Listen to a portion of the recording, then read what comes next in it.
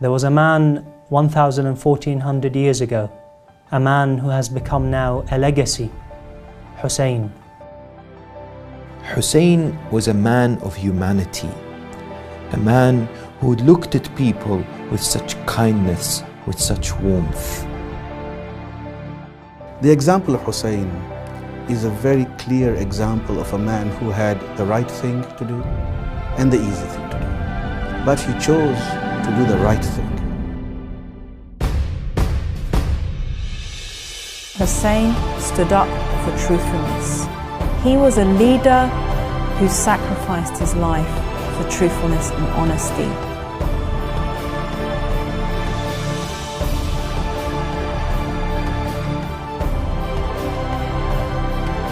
Hussein taught millions of people after him that there's only one choice: life with honor.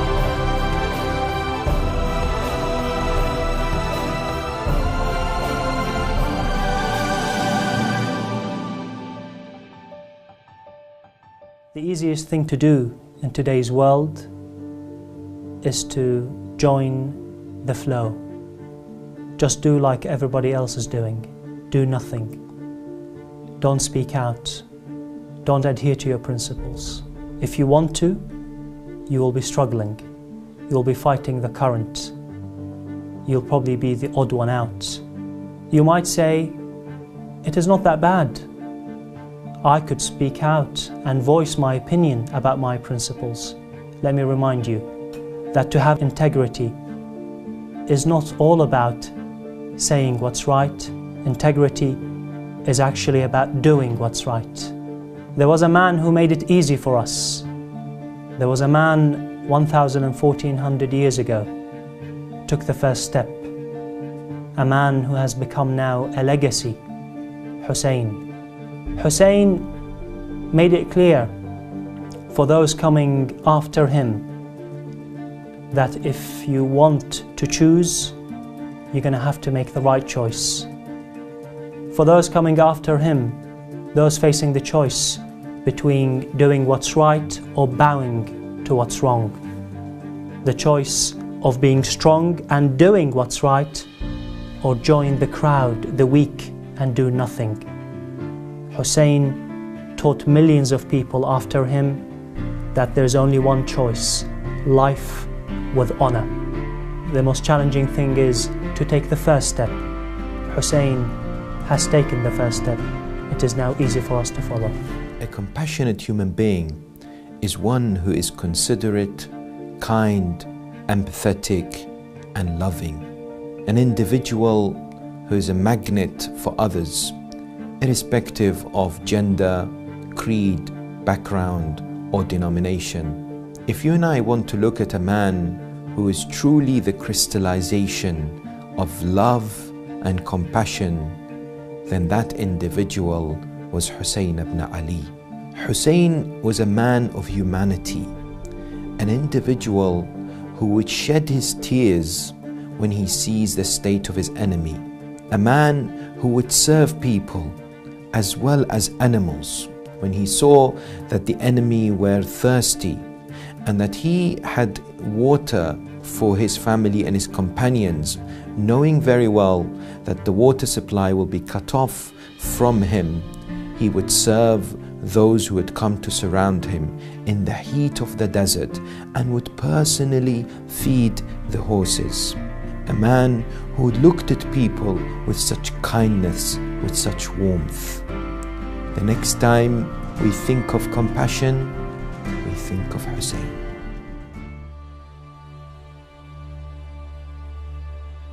How is it that 300 million people until today are mesmerized by the stand of a man who lived 1,400 years ago? How is it that they are still enamored by the words of this man, fascinated by the stand of this man?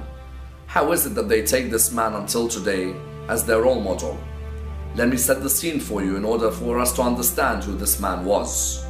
570 AD, Arabian society is fueled with ignorance, with injustice, with tyranny and with cruelty. Injustice on the political level, injustice on the social level, and injustice on the economic level. This man's grandfather, by the name of Muhammad, rises in Arabia. He is able to alleviate all these forms of injustice. The cruelty is removed. The tyranny has now vanished. He is able to establish principles by which every human being can live, Muslim and non-Muslim alike. 50 years after Muhammad's death, the same ignorance returns. The same injustice is now returned. It's fueled the whole Arabian state. Tyranny everywhere, cruelty everywhere. Racism is now part and parcel of that society. A man must stand. A man must ensure that his grandfather and his message do not die. This man is known as Hussein. But this man, Hussein, recognizes that for this message to remain alive, he has to sacrifice his own life. But in sacrificing his own life, these principles will be principles which will be part and parcel of the life of the human being forever. His call is that, O mankind, I have not set out because I want fame. I have not set out because of arrogance or because of exuberance. Rather, I've set out to reform this society. Forbearance, altruism, justice, all must return as the mainstay of the life of the human being. Hussein said those words, Gandhi was affected. Hussein said those words, Charles Dickens was affected. That Hussein is the embodiment of patience. That Hussein is the embodiment of dignity. That Hussein is the embodiment of bravery. That Hussein is the embodiment of valor. Today, ask yourself, how can you put Hussein in your life? All of you can take Hussein as your role model in life. All of you can become Hussein in this world today. Try and take the stand of Hussein into your life and allow that stand to remain part of the life of every human being forever.